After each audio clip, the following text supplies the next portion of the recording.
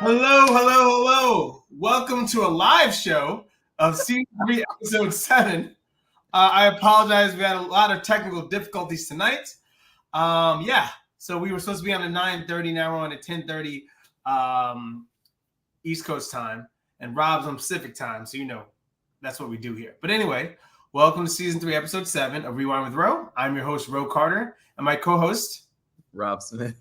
There he is. Oh, my God. Rob's got the giggles because it's his birthday in a couple of hours, so he's just slowly working into it. So I'm going to take it easy on him today. Yes, but what I will ask him, a couple of things happened over the week. I won't go into it's been a crazy news week. I won't go all into that, but what I will go into, two things: Super Bowl, Usher performance. What'd you think? Also, how was your Valentine's Day? Yes. We talked about this in our group chat. I thoroughly enjoyed the Usher performance. I was a big fan of it. I know a lot of people have criticisms and they want to hate on it. They didn't think the production was big enough, whatever their commentary is. I thought it was like stellar. He was up there working so hard. He was sweating through his eyeballs and he couldn't keep his eyes open. The roller skates were phenomenal. He killed it. I just thought it was great. And he has so many hits and he just wanted to remind everybody how many bangers he has. So he went through most of them and people are mad about that. Yeah, so it's tough when you're a singer and you have a voice. I was like, but we know Usher more for dancing and singing. So I just think for people like, oh, I want to hear him sing some songs. I'm like, nah, we want to see him perform as well. That was his show in Vegas. And that just took like a whirlwind. So he's had a second or third residency in Vegas so far, and now he's going on a tour. So like I said, people want to see a little bit of both, but I understand what they're saying. I want to hear him sing. And I would love the full, with him and Luda and Little John. I wanted to hear the full song. Yeah, sure, I could just done that. I lost a bet on that because a friend of ours at the party I was at for the Super Bowl, they had like all these boxes, and so she came with some other boxes for like what commercial would be first, who would come out with Usher, and someone picked Alicia Keys, and I picked Little John, and I was like, Alicia Keys came out first though, so she won. So I was like, So anyway, they had crazy guests. They were like, Bieber's gonna perform. I was like, Bieber ain't performing with Usher. Bieber's like, I'm bigger than. Come on, man. Not that but I'm just saying that's a whole nother conversation. Also, I was nervous for Usher perform because he was doing a lot of footwork on the turf. And as a Jets fan, we lost our quarterback first game of the season to an Achilles tear. And so I was nervous that he was going to do all that footwork on the turf and be like, oh, and then it was over. I was like, he's doing a lot of footwork on that turf right now. I'm like, brother, get a platform. Even Prince wasn't going to get on that turf. So anyway, but I loved it. It was a great show. Man, I'm so proud of us.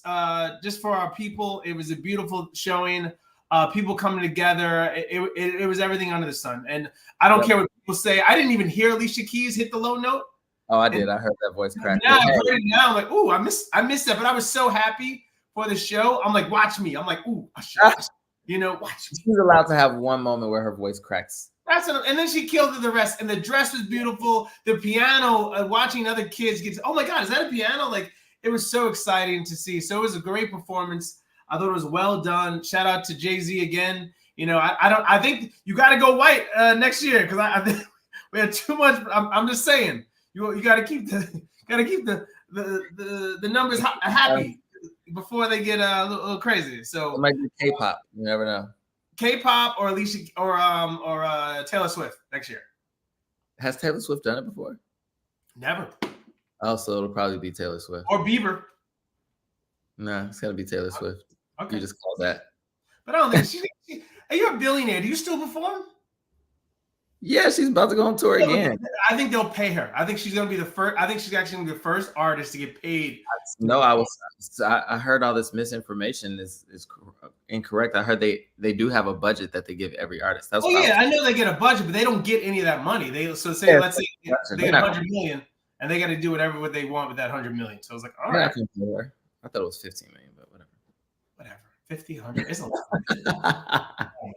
And last thing I'll say about the Super Bowl, the commercials, man. I never seen so much money go to God in these commercials. I was like, that's what we doing? That's what we doing? I mean, couldn't we put that money somewhere else? But hey, I guess the disciples are watching TV. That's right. Also, what did you do for Valentine's Day? Happy belated Valentine's Day, everybody. I did the same thing I do every day. I hung out with myself. I feel you, brother. I'm not booed up like you, bro. Even as booed up, I didn't do anything. I made an amazing dinner. I got some flowers. I tried this for the first time. I was like, let me try it. I tried chocolate covered strawberries. I made them myself. You made them? Yeah. Playing. I was trying. Let me get my little cooking. I was just in a cooking mood. I was like, let me melt some chocolate. And I'm watching YouTube videos. And wifey was working all night and didn't see any of it. And it's good time. I hope she at least ate them in the morning. Yeah, she said she did, but we don't know. We don't know. I don't know what's going on here. Maybe. Happy Valentine's Day again. Bye. Anyway, moving right along. So today we're gonna do Mr. and Mrs. Smith, which is a new show. It's a reboot. It was an original show on CBS back in the day with Scott Bakula. I used to call him Blackula. It's Bakula, but I used to call him Blackula back in the day because he was on Quantum Leap, and I love him. And I didn't know that they had the show. It was one season, 13 episodes, and Maria Bella. And then later on, Mr. and Mrs. Smith became popular with Angelina Jolie and Brad Pitt, and it was sexy, and it ruined relationships. And then they got married and kid family. Like that's how big the movie was. So when I went into this new film, new show on Amazon Prime that came out last week, I was a little apprehensive because one, it's Donald Glover, right? And because of Angelina Jolie and because of Brad Pitt, you want this, like, I'm not saying Donald Glover isn't sexy, but I wanted more of like a big man of a man. Like Idris should have been on, you know what I'm saying? That's what I expected. Like, oh, you gonna do black and Asian? I want Idris up in there. And then Maya Erskine, who is playing the female counterpart, I don't know who she is. And my only knock going into this was like, this is so miscast. I'm going to hate this show with every being of my body because I felt it was so miscast. I am huge, and I will say this now. I'm sorry, and I apologize. And I don't mean to offend anybody, but women running in films and in shows. What are you about to say?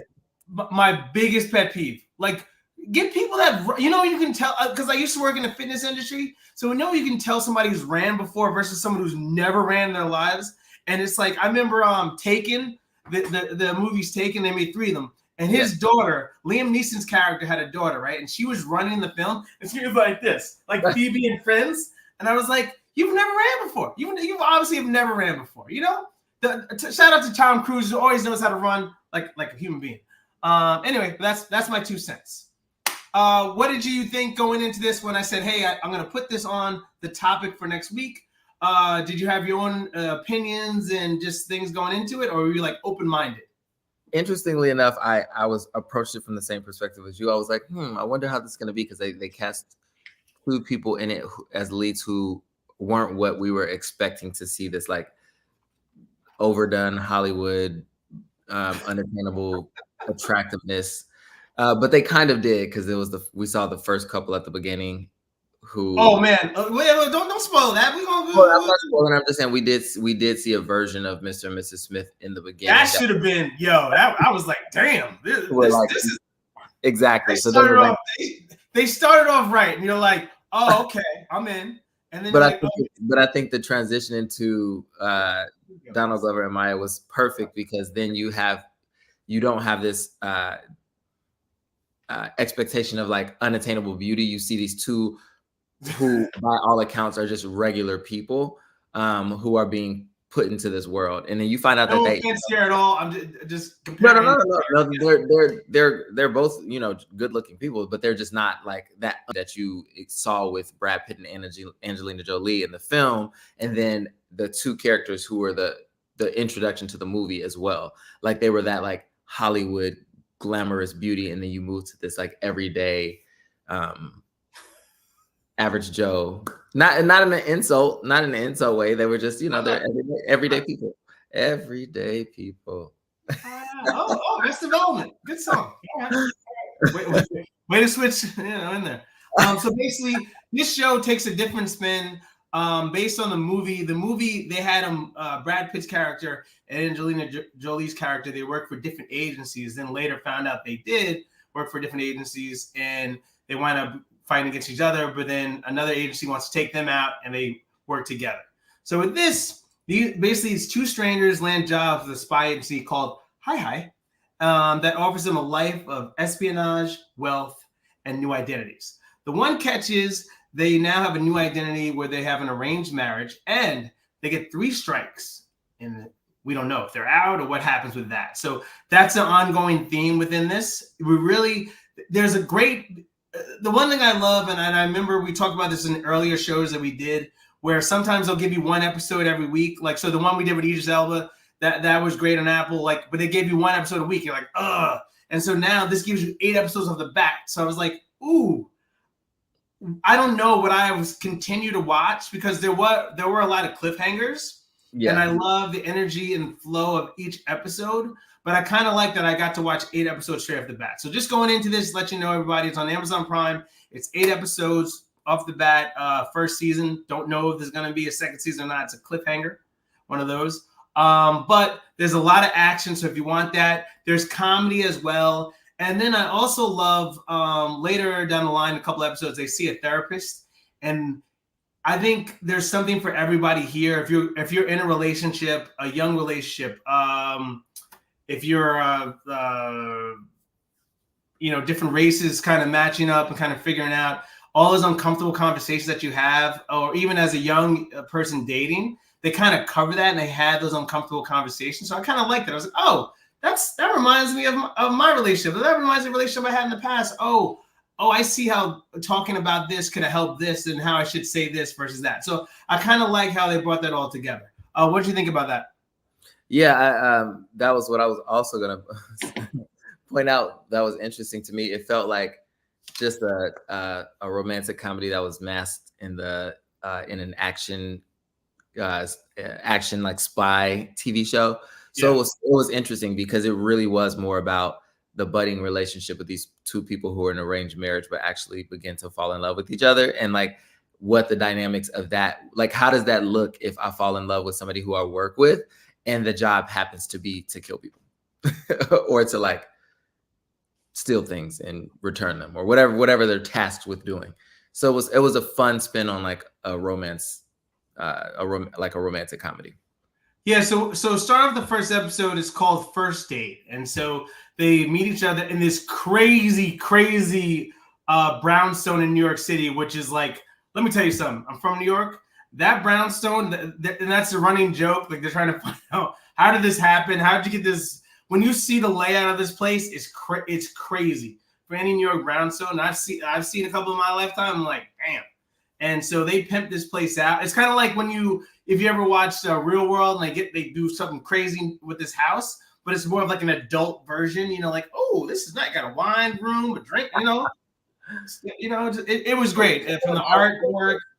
Yeah, I mean, artwork was a character in itself. That was amazing. Yeah, that was a whole nother thing. So anyway, they meet each other for the first time and it's kind of awkward. Like, hey, we're married, but I don't know you yet. So let me get to know you. And he does some crazy stuff. Donald Glover's character is called John, and Maya Erskine, her character is called Jane. And so John, he tries to figure it out. So he sees a plant in the corner, and she's watered. And he's like, oh, those plants you don't need to water; they can water themselves. Oh, really? And he takes a picture of it. At the same time, he's trying to figure out. So he Googles her through her picture and try to find out more about her. And I was like, and I thought that was interesting, right? It's like you're working with somebody, you're technically the husband and wife. Like, how would you go into that relationship, right? It's kind of like I don't say rigged marriage, but when they arranged marriage. Great, thank you. Gee, this is what happens when you start the show 2 hours late, and this is what happens. So blame me. So arranged marriage, and how would you go about that? Would you want to know more about your partner, or you just want to figure it out as it goes? I would want to know more, of course. Well, I mean, again, you got put into something with him. It's like, hey, I don't, there's nothing more I can do but talk to you and figure it out. Or would you snoop and look up your own information, or would you try to figure it out through them? No, I think we saw both of them do that, right? They were like they both had their own approach at trying to find out more about the other person by doing it in a sneaky way. just to make sure they weren't moving into a house and moving into a somebody crazy. Yeah. So that was interesting, like seeing them both take different paths at trying to find out as much information as they could about the other. Yeah, and I kind of like that take on it, that approach. And then we also see them do their first job together, right? They have to follow this lady around. We're gonna talk about each episode, but we're not gonna give the big spoilers away. Is that okay? You want to just no? That works for me. I don't want to ruin it because I want people to watch it. Okay. So they do their first job. They have to follow this lady with a package, and so and in doing so, they're sitting down and they're talking. They're having those conversations that me and Rob were just discussing about, getting to know each other. Like, have you killed anybody before? What have you done? Like, what's your family like? Really trying to get to know them. John's relationship, he really loves his mom, and as any brother loves their mama, and that's what he does in the show. So you kind of see that throughout the whole show. And Jane's very distanced from her dad. She's like, oh, he's there, but the company is really saying you have to lose all ties with your family, and you kind of see how that plays out through that, and you can see that really is interesting too, right? That dynamic of how that makes up the relationship of a person, of a human being, and hey, how close you are, even when it comes to starting a family, right? Like, can I be there for my family? Am I there for my family? Like, no, hey, I love them, but I at a distance, right? And so that was an interesting conversation. I love that this is shot in New York, and I love the places they go because this reminded me of home and just the places. I was like, oh, I love that. That's Union Square. You go there and get snacks and stuff like that, and great restaurants and bars and stuff like that. So I love just the ambiance of New York. And then the when they just go global in the other episodes, you're like, oh, they gave them a good budget. I would say that. Right? They had a budget. They had a budget to play, and I love the cast. They did an amazing. If you didn't like the main two, the supporting cast was great, right? So you really got to see a lot of good people on the screen. We'll go into that as we get into each episode. Anything else you want to add into episode 1? Yeah, I think the thing you brought up earlier did irk me a little bit because they are not good runners either. Yo, listen. Let me tell you something. If you want to sell a character, I need you to be able to run, man, or at least like throw a punch. You can't be like, oh. Stop it. God. Don't hit me. Stop it. Like, come on, man. I think it worked because it kind of played into the humor of them being these two. It did. It kind of threw into them being new. And I wish there was a more, I guess I guarantee you on the outtakes, there was definitely areas where they probably worked on like doing fighting scenes and, preparing for this job. And they're like, you know what? This doesn't look good. Let's leave it. Let's see. Because I was like, ooh, and then my boy made a prediction. He was like, I think Donald Glover's gonna be the next Bond. I was like, you are on crack. No, you are on crackety crack. Yeah, no. My man's on fire tonight. On fire. It's my birthday. Hey, what can I say? I mean, So anyway, we're going on to episode 2. Anything else you want to add into episode 1? Nope. All right. Episode 2 is called The Second Date. So now they've successfully done their first mission. They're on to their second mission. They have to find a guy. His name is Eric Shane. He's the target, and he's played by John Turturro, which is a legendary New York actor. He's been relevant for like, I think 4 decades now. Going on 5 decades of acting in big films, small films, blockbusters. So to have him do his thing, and they let him do his thing, which I love. Yes. And then it gets a little awkward. There's a lot of play on like scenes later, like he's this mogul, but under, kind of, I don't want to say like an Epstein, but it's, he does some secret jobs for you, and now they're at this art exhibit, and it's a silent auction. And so their goal is to shoot him with a needle that'll put him out, and then I guess just extract information from him. That goes awry, and it gets so crazy. But I love this because you really get to see them work together as a team, and just see how bad it can get. There's some funny scenes where like Donald Glover's character John, he's like, he's almost vomits. It's like, oh God, oh God, I can't do this. I can't do it. And you're like, you're supposed to be this like spy, like, man up. And he's like, oh my God, I can't. So it was a lot of funny scenes like that. And I forget sometimes that Donald Glover is funny, right? You forget this because sometimes the serious stuff, but he makes something where the other characters are hilarious and he's just like a normal guy. So I kind of love that you get to see his comedic side again. Yeah, I thought that they both gave really great performances. I think, as you mentioned before, it was like when you first see it, you're like, I don't know. But then as the show progresses, you're like, this was cast very well. Yeah. They both played their respective roles very, very well. And it was great to start to see them have to, because in the first episode of it, they make it very clear. They're like, we're not really in a relationship. This is just work. Yeah. And I think this is the episode where you start to see them have to connect in a way that's somewhat sexual. So they're like put in a situation. So we get to see their relationship start to go, okay, are we attracted to each other? And is this something that we can do? So that was interesting because they get put into the situation with the person who's their target. And they were administering a truth serum. They weren't supposed to knock him out. They were just supposed to make him tell the truth publicly, or just give him a truth serum they got half the job, right? Which I think it's a pass, right? But I guess, things happen. So things happen and they end up, in the situation they're in. All right, moving right along. Third episode. Spoilers. Yeah. Yeah, we're not giving away spoilers, just talking about each episode. Third episode is called First Vacation. Now, this is one of my favorite episodes because I like to ski. Black folks, if you haven't skied yet, get out there. Rob, can you ski?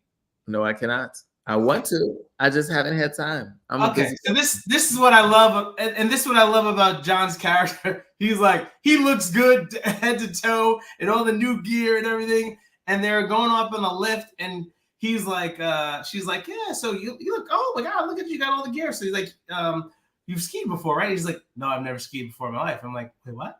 And I'm like, come on, man, you don't go up the listen. I ski.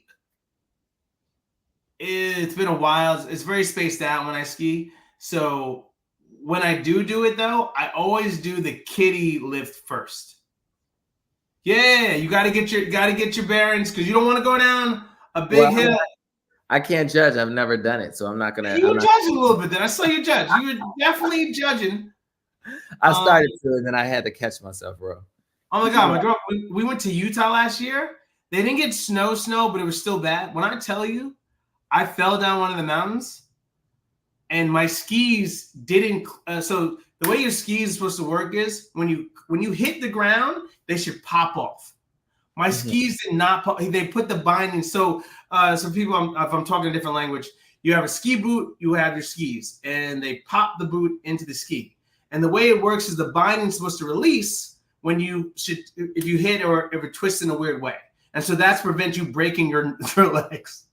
And so when I go down a black, and that's like an expert trail, and I go down a black star trail, and I'm going good, and then there's all these moguls, so little bumps throughout the hill, and I'm like, oh shoot, and it was a lot of ice. So I'm like sliding, doing my thing, and then I just hit one. I went boom, boom, and I flew in the air, and I landed. And when I landed, when I tell you, I slid I'm going down the hill backwards. And my skis never popped. And so that's good and bad, right? Because now at least I have my skis with you. But because you're flying and tumbling, at any moment, I'm just trying to hold my knees together. So because the boots hold your ankle. So it's really just your knees so don't pop. So I'm like, please don't break my leg. Please don't break my leg. Please don't break. And so I get there, I'm like, okay. And I feel my body like, all right, we good. I'm bruised though. I'm bruised, not battered. And the worst part of Utah, they have like mountains on top of mountains. So I only made it down first part of the mountain. I still had to go down. Oh no. Yeah. Yes.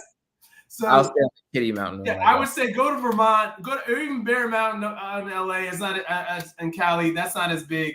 But shoot, Utah is crazy. Utah's crazy. So anyway, I will go into the episode. So their job is they have to follow. They have to steal that phones. break into the phones of this couple.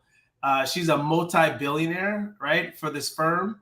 And so I guess there's something going on at 5 o'clock. So they have to, Jane has to get the phone she's going to get the phone of the husband, and John's going to get the phone of the wife.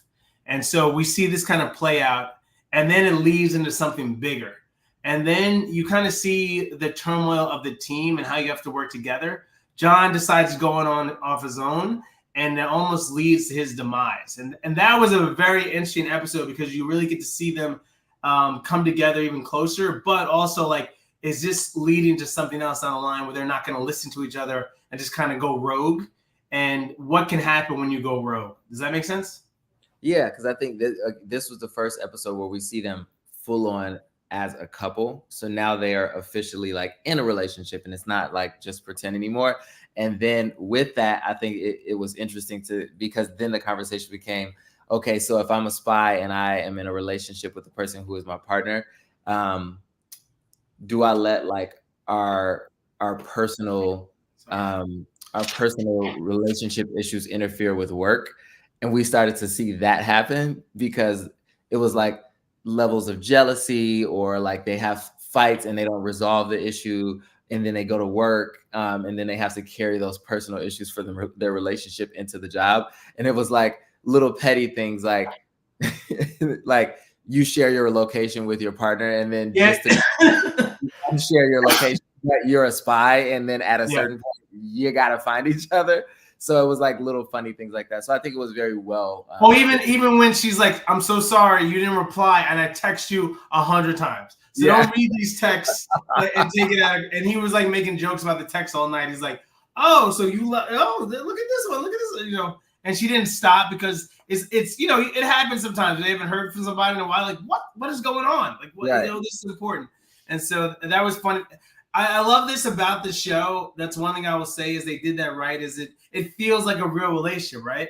Yeah. Because the things they go through, it's like, oh, that's what a couple would really do. So they really keep it. It doesn't become like this Hollywood kind of movie relationship. It's a real down to earth. Like, oh wow, you went through some stuff. So I don't know how much of that is Donald Glover's writing going into that or having an influence of that, but I love that because it really keeps it humane and to the point where like, oh, I've been there before. I get that.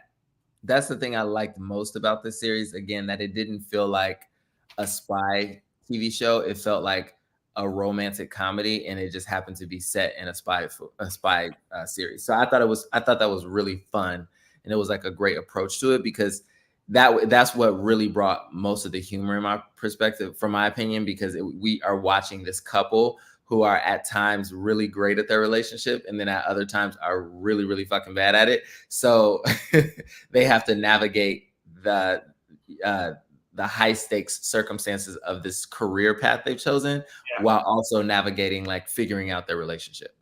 Yeah, and at this point they've already committed. You know, they bumped uglies, so now they're trying to figure that out as well, which adds difficulty to any relationship, right? When you're in the field, I should say, and now your partner that you've been mingling with now is like maybe in trouble. Your brain's all over the place. So I totally understand where she's coming from, just texting him a million times, like, please, hello. Anyway, in any relationship, you should have a conversation. Communication is key. Yeah, communication. I'm giving relationship advice and I'm single, but you know. I mean, that's sometimes the best advice. You know, find yourself first before you can find others. Hey, that's a Roism for you. That's, you can have that.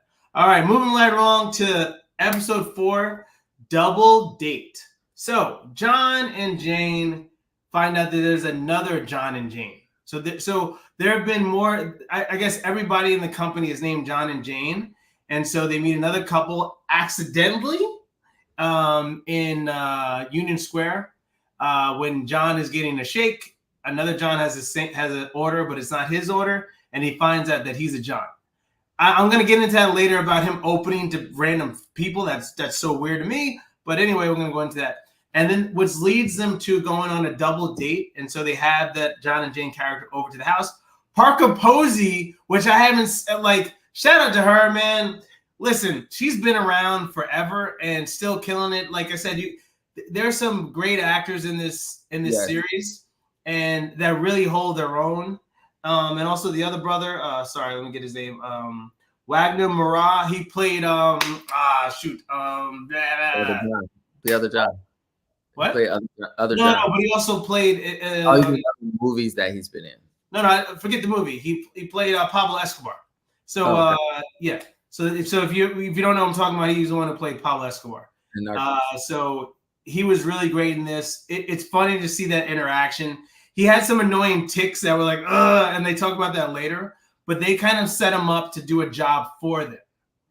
They get paid handsomely, but they didn't know what they were going into. So they kind of reminded me, if you ever had this couple that you were so fascinated about, and you get to know them, and then they kind of, I guess, maybe have you get a timeshare or invest in something. And you're like, we should have never listened to them. Like, what were we doing? I was like, I don't know, man. There's something about them. And then later on, we found out we didn't like them. So it was very weird interaction, but it was funny, right? It was very entertaining. What did you think about that episode? It was truly a fun episode from beginning to end. That episode was great. It was very well written. And like you said, Parker Posey was hilarious. She really carried that role and like really brought life to it. And it was just, I didn't have a problem with it. I thought it was justified that Donald Glover's character is so sloppy, because that's when we realized, like, you're not supposed to be talking to anybody in your life, and then he's like, I'm still talking to my mama every day. Like, he was very sloppy at the job. And I feel like they introduced us to that idea at the very beginning of the series. So we already knew he was kind of loose. It's kind of like his character from Atlanta became a spy. Yeah. Like, come on, bro. What are we doing?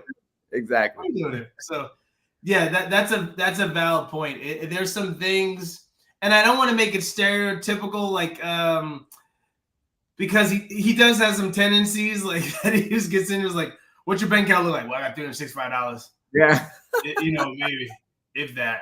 It's just like little things earlier when you get to know him, how he goes about his life and his thought process are very different. That one scene when we get into a layer when he's with the brothers around the table. Yeah. That was great. I was like, oh, that is a classic scene. I don't care what anybody says. I hope that gets nominated for something, because that's a great. It's very rare, like movies or shows, they have like that one scene. And that table scene, I think that goes out in that was a great table scene of conversations of, why are you rolling your eyes at me? The brothers were having some it was funny banter, but it was also some deep stuff there too. No, you don't. Okay. It was a fun scene. I don't know if it's like an Emmy winning scene, but I thought it was. When's the last time you saw something like that? It was fun. I hate you. So. It was fun, but I also was very confused by it. But hey, I get it. It was just to introduce the idea. But was that on this episode or was that on another? No, it wasn't. It's later. It's later, because that's when they first see the shrink. So we didn't get there yet. But I was mentioning it. Moving right along. We're moving now. Episode 5. Do you want kids? They take a mission in Lake Como. Hello. Driving cars, dodging criminals, and chasing slippery Toby, whose crimes endanger them. Toby is played by Ron Perlman, which is great to see Ron Perlman on the screen. I don't know if you're a fan of Ron Perlman. I'm a fan of Ron Perlman. But to see him on there, he was in the Bikers show. He played what the hell that other guy? The Devil. What's that show? They did 2 movies about that. Anyway. But Ron Perlman's been around for a while, so to see him move and also move like an old man, like he's a powerful actor on screen, but to make himself feel little and look little on screen is trust me, that's huge to do, especially when you're running around in Italy. And it was a classic. Now that really felt like it was a spy movie, right? It was like a Mission Impossible or a Bourne movie, like all in one. Because they're running through Italy, trying to get away from these people. There's car scenes. There's scenes running through the village and stuff like that. So I really love this. What do you think about the scene and about Ron Perlman's performance?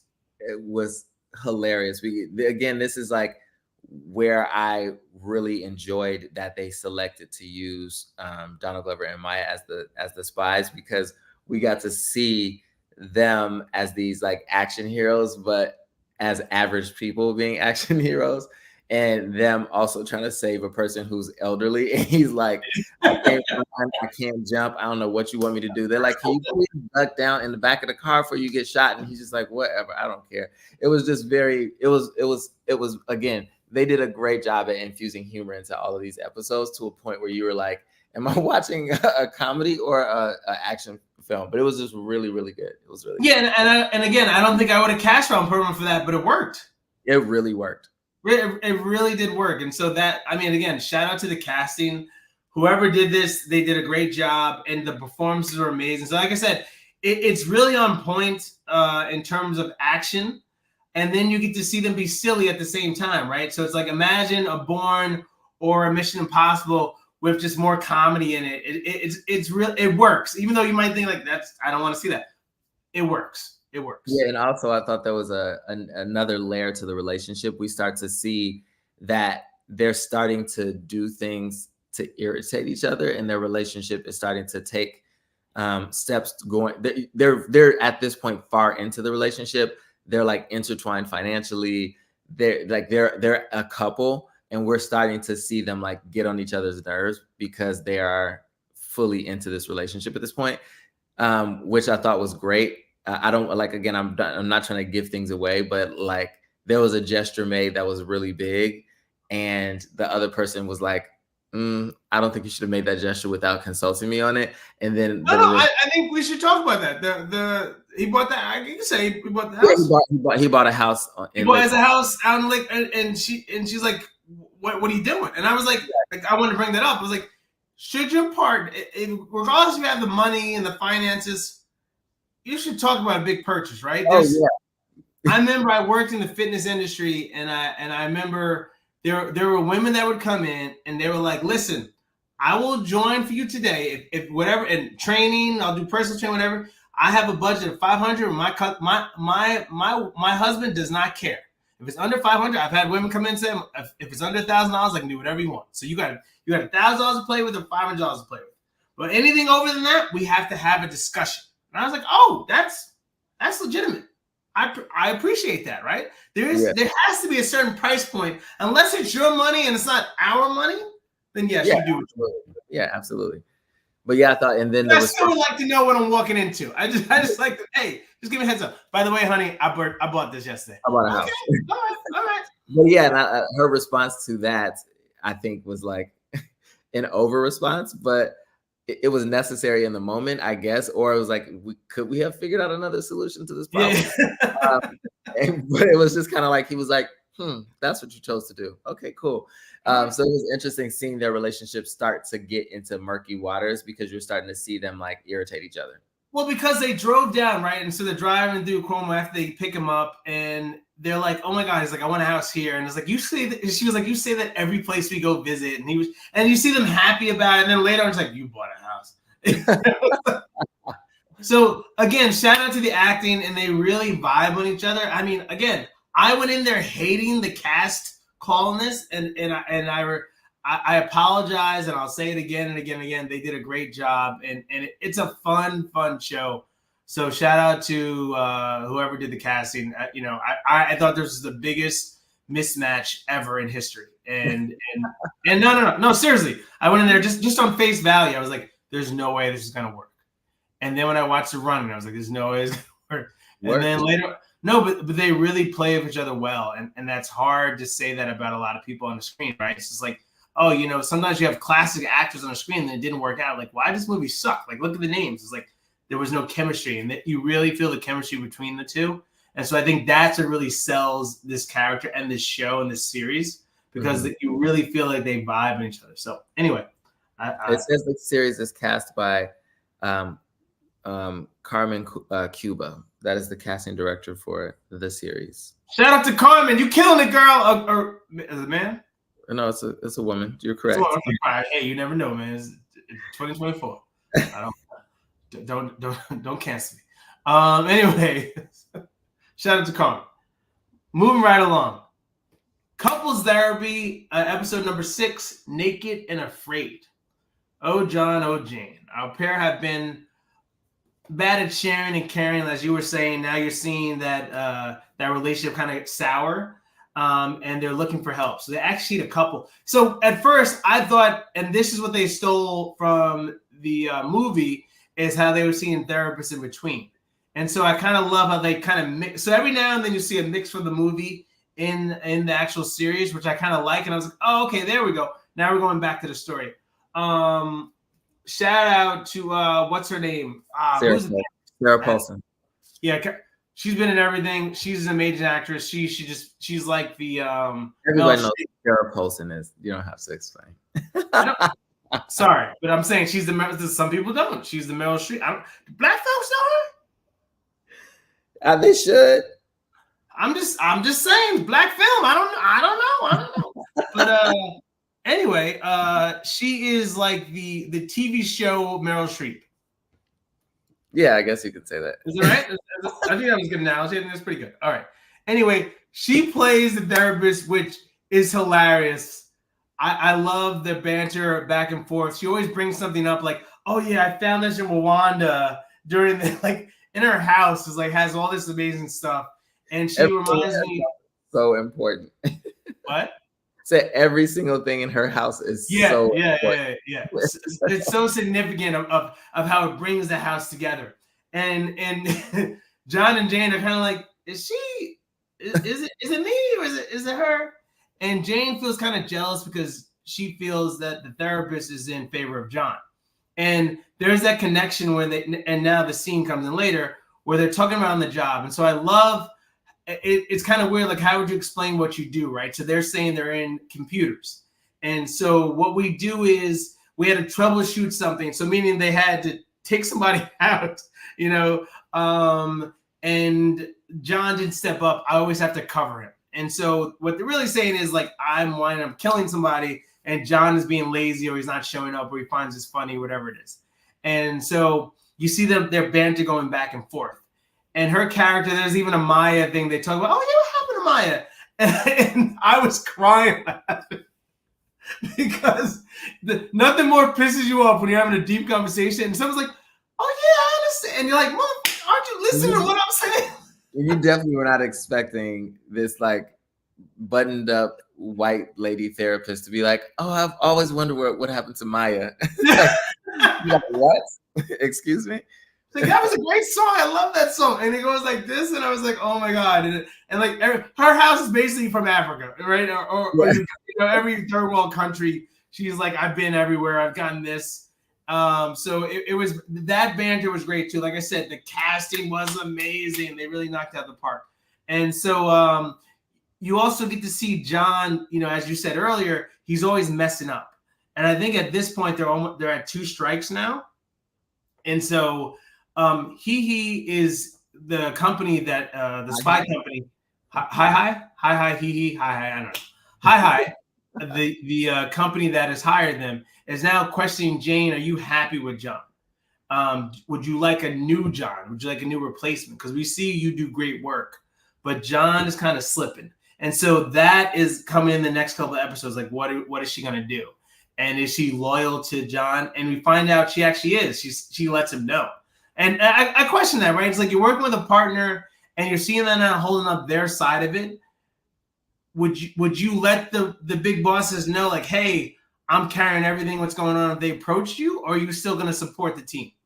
Well, I think it was the dynamic of it was different, though, because at this point they're like lovers and in love with each other, and in their minds they are a legitimate married couple. So okay, let me change the question. If you could upgrade the person you're with because they slipping all the time, would you do it, Rob? Well, not if you're in love. She's in love. Like, that's her person. So she wants to protect him. You think that's her person? Yeah. Well, and I think so. And again, he lied, Rob. He lied about reading that book. No, but again, we find out. We'll touch on that later. But I think this is why I thought this was so well done, because if you look at the arc of the entire show, it really is just following a traditional relationship, right? So it's two people who meet, they end up together, They're on a journey to discover if they're the right person for each other. They're learning about who each other are. And then we move into them like start like getting they're madly in love with each other now, and then we move to the space where they're irritating each other, and then they're going to therapy. So we're following the journey of a relationship. It just happens to be with two people who are spies, and I think that's why it was so well done. And yes, I think at this point of the series, she is fully invested and fully in love with him. So he may get on her nerves, he may irritate her. There's things about him that, you know, she doesn't like. There's things about her that he doesn't like, but they're in therapy, even though they shouldn't be in therapy because they are spies. They're in therapy because they're trying to solve whatever it is that is tearing at their relationship. No, that's true. And then that leads into the infidelity episode 7, infidelity. And this, woo! So the episode's kind of like you stop seeing them doing the action parts and they do flashback scenes, right? So I kind of love, like, in the beginning of the series, they show them actually in the mix. And then later on, they show flashbacks of they already did the job. And this is what happened on the job and why it went awry and why there's turmoil now, why they're not figuring it out. So I kind of love that, right? And then infidelity episode, holy cow, that was like a whole nother level. So we see Jane rolling up to this brownstone with a gun, and she has like tears in her eye, and you don't know what's going on. And so the title is infidelity, and so you're like, what happened? And John spends some time with a new friend called Bev, and after suggests he and Jane take a break. Jane worries that John's been stepping out and having too much fun. And it's putting a strain in their relationship. So you get to see this. So she approaches this lovely, shout out to Michaela Cole. Excuse me? Michaela Cole. Thank you. I was going to say that, but you want to say Michaela Cole, the beautiful Michaela Cole. And she is like, hey, you know, she's approached by Jane. And she's approached in a weird way, like, hey, how are you? And it's crazy, right? Because you when you learn about that scene, she already knows who that person is.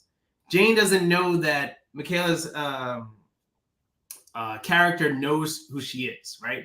And so she asks that. So she's like, hey, how are you? I want to come. She invites her inside. Hey, and she goes, have you been sleeping with my husband? And she pulls out the gun. You're like, oh. And she has coffee, and she has tea in her hand, and she drops the tea, and then they have a deep conversation. So this would be an interesting moment, and I love that you said about this earlier. It is a deep dive relationship, right? And seeing, now we're hearing the things that you wouldn't say with a shrink because you're there, but the conversation you're having behind closed doors. So they haven't been intimate, but he's expressed or shared emotions and feelings that he hasn't told Jane, and he hasn't been emotional and sexual or intimate with her at all. And so she's feeling that strain in their relationship. And so it infuriates her that she's seeing that he's giving this energy to someone else, right? And we find out later that it's part of the job. And that just throws you for a loop. You're like, oh my God, and all this stuff, you're all over the place. Won't go into what happens with that unless Rob wants to add something to that. But like, holy cow, you're just thrown for this crazy loop, and you're trying to figure what the hell is going on? Like, why would John do that? Why would Jane do that? And you find out Jane was told to do that. But knowing that what was going on, it takes the trust away from the relationship. And they need this trust to survive. Yeah, I think this was it was like the breaking point of the relationship, right? It was so they've been through everything. They've been through the love. They've been through the frustration.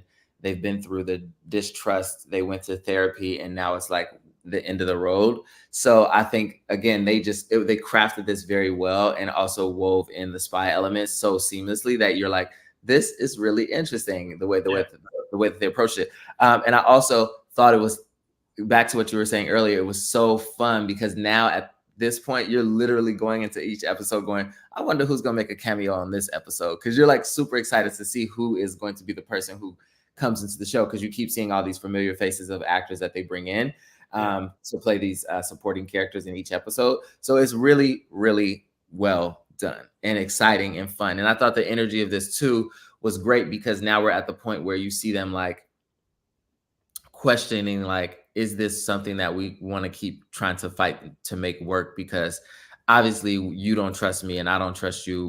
We've gone to therapy. We've tried to make it work. I met someone who obviously I'm not fulfilling the job completely, because now there's a level of me connecting with this person in a way I can't even connect with you. So it's like, where are we going with this relationship? So I think it was interesting to see us make it to that point, because we obviously know with the idea of the Mr. and Mrs. Smith concept, what's to come. Yeah, and I'm sorry, we left out an important character later, the neighbor. Mm-hmm.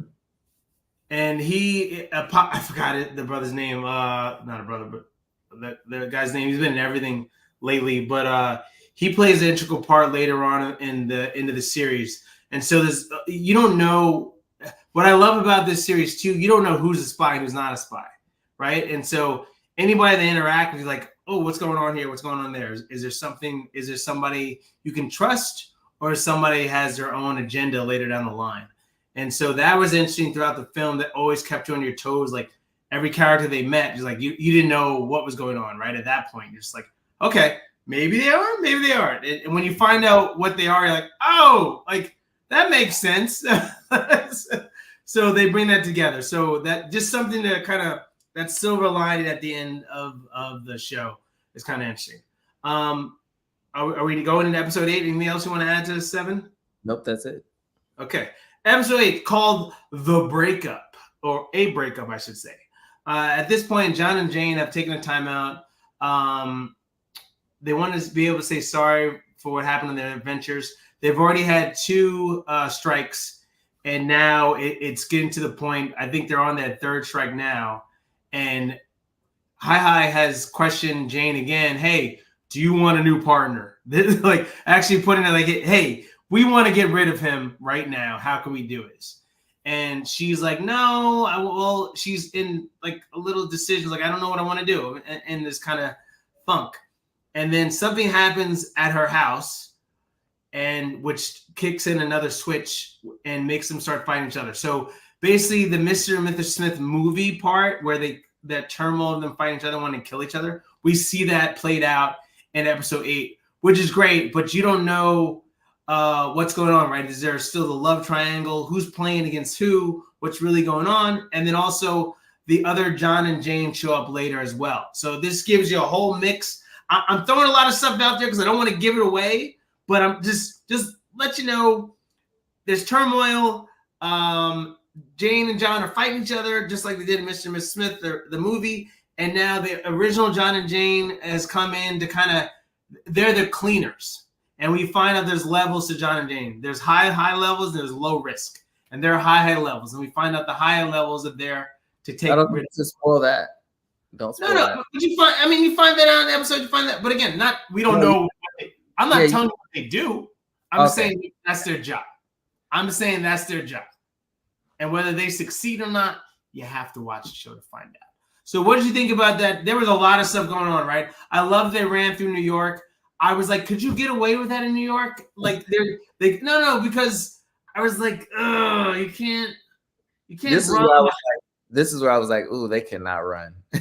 yeah. The High Line run and then other things, and I'm like, you just can't do that. Yeah. And then they had the only knocks I have is I forgive the casting because they made up for it. The chemistry was there, but whoever did the clothing for Donald Glover at the end, like in all, like they had no. Hear me out. When he's running in that, no, he was good, but that episode 8 is awful. That whole, it looked good, but for running and kind of doing everything he had to do, it looked awful. Just my personal opinion. Look awful. No, watch it again. If you can't run and you wearing a turtleneck, a cream outfit, and you can't run, come on, Rob. I think it's part of the humor of it. That's what I think. This. Oh, stop it, Rob! You talking about that humor? Seriously, that's why I thought this. I thought one, his wardrobe throughout this entire series was impeccable. They did a good job. Shout out to Donald Glover because he worked out for this one. He worked out. Yeah, he did a little workout for this. He worked like, out. I'm taking the shirt off for y'all. He took his shirt off a couple more times than I need to see. And it's all right.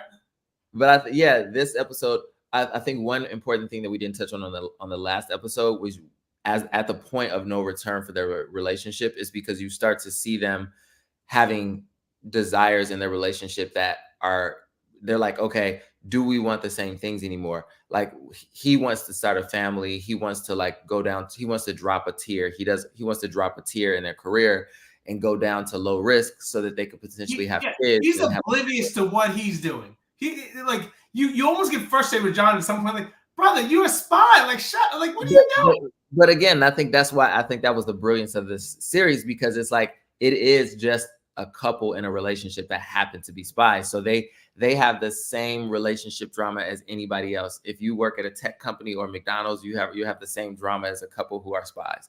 So you have the exact same relationship issues. So I think that was what was so clever about this, because you see them having that conversation. He's like, let's drop down a tier. Let's be low risk instead of moving up to high risk so that we could potentially have kids and then we can settle down and like live a life together. And she's like, I never said I wanted kids. Like, and then it's like, where settle down or be low risk. I like high risk. I like challenge. I like to be challenged. Right. So they have that conversation of where do we want our relationship to go? Are we actually compatible? Are we a match? Is this something that's going to last? And then that moves us into this episode, which this is what I thought was so great. This is one of my favorite parts of the entire series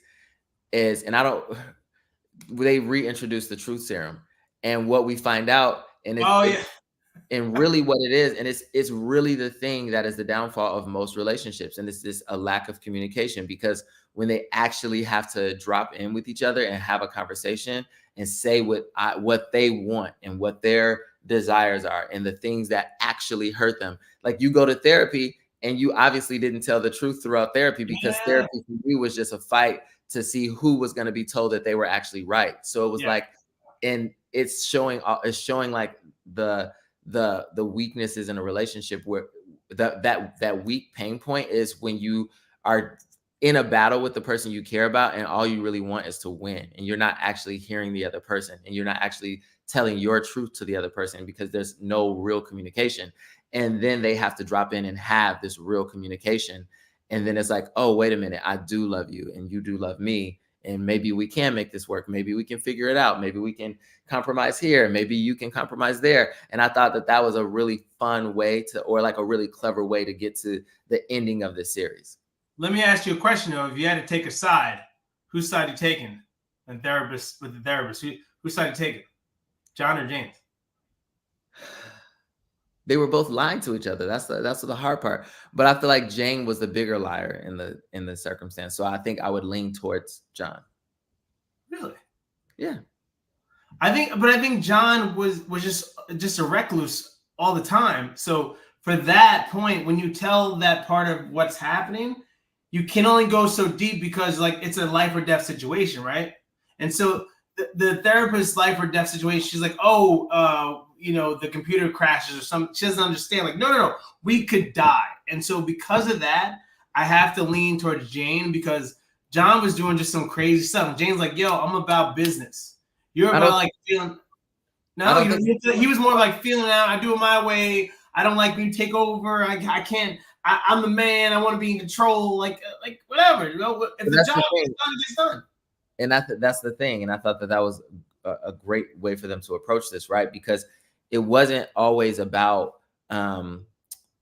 he was fighting to have space in their relationship where he felt like he had some kind of control or some kind of identity in the relationship, because she was always overpowering him, because she was gaslighting him all the time. Like, he wasn't smart enough. He wasn't good enough. She could do it by herself. She didn't need him to do anything. When in reality, those were all pain points for her, but she just couldn't allow herself to give him the space to be there for her in that way, because nobody was before. Her father was, and all these other people. So I was like, that's why I'm like, for me, she was gaslighting him a lot in the relationship, and it put him in a position to feel like he had to back away, or he had to find another outlet outside of the relationship. But I think he was fighting for it. He wanted to be there. He wanted to be with her. He wanted to be with her more than I would only say that if he was honest with her. Like, If you want to be in a relationship where you're fighting, then just tell the person you're fighting for, like, yo, this is what's going on. This is how I'm feeling. Don't let another person, again, they weren't intimate, but don't give all that to someone else, because you might as well have been intimate at that point. When he tried to give it to Jane, she didn't allow him, and that's the problem. She was gaslighting. Well, she had a lot of walls up, you know. Exactly, and that's why I was saying. A lot of walls. For me, he was the person in a relationship who was fighting a little bit more for the relationship, and she was blocking his fight for the relationship to work because she didn't know how to accept it and let it in. And I think, again, we're having this whole conversation about their relationship because at the core of it, this show was just really about two people fighting to make their relationship work. They just happen to have a really crazy job. All right. You just destroyed this whole entire series. Good job. I mean, just people. Hey, people fall in love and out of love, and they shoot some things. Check it out. No, that's a good thing. I think it was very cleverly done. I think it was really. No, they did a great job. They did a great job. Comedy. It was a rom-com that was wrapped in a spy series. So it was, but I thought that's what gives it its real energy from a comedy perspective, because it is an average couple who happen to be spies, and you see them dealing with the same stuff that every other relationship deals with. Let me ask you something. What does the title change how you would approach the movie or how you would view the movie? So I think you can, and I hate reboots, especially when they're classics and some of that, or just try to make that. So if they just named it like John and Jane, whatever, would that be okay? Or no, I love that they continue the Mr. and Mrs. Smith. I love it. Oh, really? Okay. I mean, you get an idea of what you may get into, but there's a big spin on this. And Rob, once again, I mean, ladies and gentlemen, that's why we have him here. Happy birthday, Rob, again. But why we have him here is because he digs deep. That's right. What he found was it's a relationship, right? And just with some shooting on the side, but it's really a relationship. So if you're going through some stuff, maybe shoot some stuff on the side. That's it. And maybe work out. I'm just saying, not me. That's the words of Rob. That's the words of Rob. That's what he does. Breaks it down. All right, here's what we're waiting for. All right, ladies and gentlemen. Close this bad boy out. Rob, what do you get? You know what? Maybe I was thinking of like, what do we do? Maybe just Rob black thumbs. Rob's black thumbs. And we'll just do Rob's thumbs. Yeah, there you go, Rob's thumbs. So, oh, look at that, Rob. See, thumbs. So, Rob, how many thumbs out of 5 thumbs? You give 5 thumbs. How many thumbs did you give? I have to do 5. I don't know if I can get 5. Can I go like? You don't have to physically do the 5, but maybe we'll do it on the bottom of the screen and back. There you go. Maybe we do 5 of these, or 5, or just one black. I don't know, one black. Because I mean, I give it 2 thumbs up. 5. Do I have to do 5? Can it just be 2 thumbs? 5 is max. So that gives you 5 black thumbs. It's 100, right? 1 black thumb is 20. 20, 40, 60, 80, 100. Is that like, where's your scale, buddy? Come on, work for me. I just thought they get 5 thumbs. 5 thumbs. Yeah. All right. Ro, how many thumbs are you giving it out of 5? Again, I'm gonna give 3.5 thumbs. Yeah, 3.5 thumbs. Was there an accident in the kitchen? 3.5 thumbs. How are you giving it a half thumb? Yeah, it's just a half a thumb. Like you just slice the thumb in half. It's literally just slice the thumb in half. Half a thumb. Oh, half a thumb. And again, great, loved it. Went in there. I think you could have just named it something else and had another movie, but I get it. The running drives me insane. It's funny. It's not fun. It's not funny. Listen. If you want to sell a character in action, you can't be doing it. Come on. Only unless it's Austin Powers. That's the only thing that you can allow to like this. It's funny. Or Handyman. That's the only 2. That is the only 2 characters I allow that running to happen. Handyman and Austin Powers, and I'd be okay with it. Otherwise, awful. And then the suit, the clothing at the end for the last episode, the whole run down the thing. I was like, what are we doing here, people? What are we doing here? I still can name 5 other Asian ladies that I'd rather have than her. But again, she held it down. But I'm just saying, if we're really gonna do Mr. and Miss Smith, but she held it. I'm just telling you what's going on. It's my own personal opinion. I thought she was perfect for it. Again, it worked out. But I give you 5. Right Go watch it, people. Yes, and please let me know what side you're on. Are you side of Jane or John? And once again, Rob, I loved it. Love you, buddy. Next week we're gonna be packed. He's not gonna see any of these films, but we'll be jam packed. Yeah. I'm gonna put a crazy list of them right now. What's his name from the Peanuts has his own film now. Franklin has his own. Yes. See how excited Rob is about that. All right.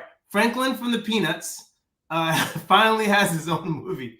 So it's on Apple TV right now. That's next week. We got to see Jamaica, man. Everything. We got a 6'3" guy playing a 5'6" guy, and he's not even Jamaican. So that's going to be amazing. And then we're gonna do Bosco as well. Three things next week. Yes, yeah. Look at him. Start watching it now, brother. Yes, there we go. This is aggressive. Love you. That's not. Listen, 10, 20. We got an hour. We got 20, 30. Yeah. This is aggressive, bro. Oh my God, you can watch what's the name on Apple TV tomorrow. It's 2 seconds. I'm gonna go to the movie theater to see Bob Marley. Yeah, we gotta do Bob Marley at one point, or unless you want to do some Bosco and Franklin. Either way, we can do 3. We'll see. People, don't hold us to it. Again, thank you all for your patience. Those that tuned in, sorry again for the hour late. Birthday boy's doing his thing in Hollywood. Maybe, I don't know. We've been talking about it. Maybe we'll see each other in Miami at some point.